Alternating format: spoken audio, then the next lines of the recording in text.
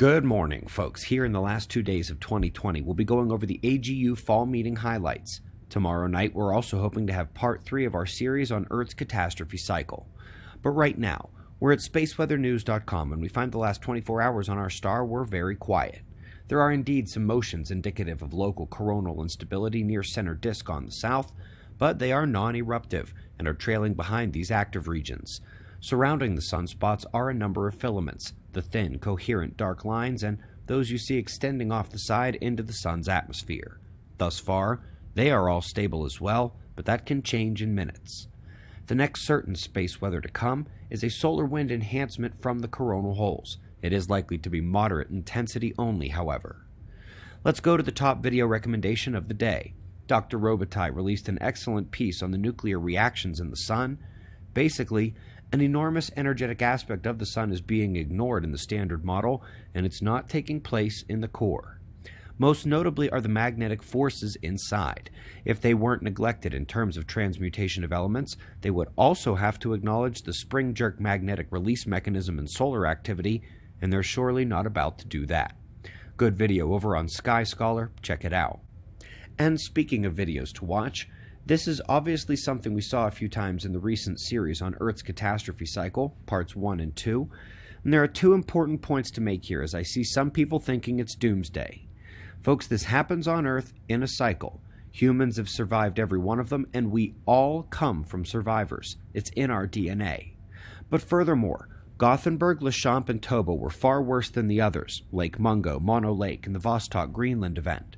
Not only did humans survive the last one, but they had no warning, and I bet what's next is more like Lake Mungo or Vostok rather than Toba or Gothenburg. Now let's get over to the top science that leads us into the new year from the AGU fall meeting, and today we'll do the solar forcing. Confirmation of the already well-described solar forcing of the East Asian monsoon over decadal scales with the 11-year sunspot cycle, and in that same vein of long-term forcing, from 1 to 4 year lags to that decadal forcing, the temperature, precipitation, pressure cells, and upper jets follow clear patterns modulated by the sun. Both he and the previous author are cited a good deal in our textbook, and so is he. This time we're leaving the long-term forcing behind and seeing a short-term rapid modulation of sea surface temperatures by the solar wind. That's particle forcing. The rapid mechanisms fall mostly outside of kinetic and thermal coupling and into that realm of electromagnetic coupling to atmospheric charge and cloud microphysics. And speaking of particle penetration, I only know one of these authors, but I'll get to know the rest of them here soon. They are working on quantifying the amount of Van Allen belt electrons penetrating in quiet and disturbed times.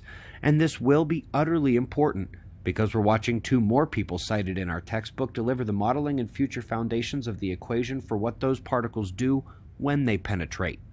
Up next, space tornadoes. If you are familiar with how a hurricane can toss out a tornado in its spiral arm that can cause damage even outside of the eye wall and high wind zone, well, the geomagnetic storm is like a global solar wind magnetic storm. The pulsations that induce some of the strongest bursts of current on the ground, however, are like the tornadoes tossed out of the side. Minutes time scale in the electrical forcing there. And last but not least, another of the missing drivers of that most technologically damaging and weather-working space weather effect. ULF emission from the magnetic field during solar storms contributes to the local electric field and the induction. That's a nice capping off of a story of a geophysically underappreciated star today. We greatly appreciate your support. You can learn tons more about the solar climate forcing in our climate playlist listed below this video, on our channel homepage, just click our name, and at suspiciousobservers.org. Don't forget about Dr. Robitaille's video either. Subscribe and we'll do this all again tomorrow. Right here, but right now it's 4:20 a.m. in the new Valley of the Sun. Eyes open, no fear. Be safe, everyone.